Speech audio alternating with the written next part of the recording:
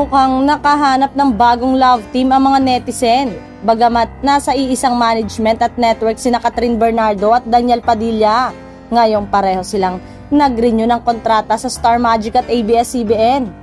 Nauna nang lumabas ang mga balibalitang siniguro umano ni Catherine Bernardo na hindi sila magkakaroon ng project na magkasama.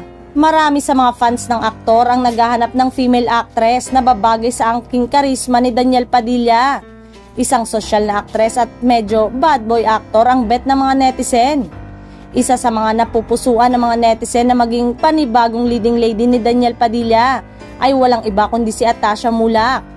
Marami sa mga netizen at mga fans ni Daniel Padilla ang nagsasabing bagay na maging magkapareha ang dalawa.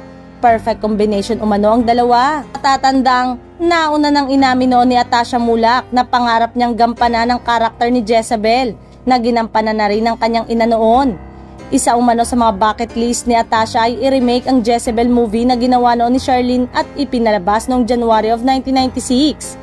Marami sa mga ito ang nagpupush sa tambalang Daniel Padilla at Atasha Mulak.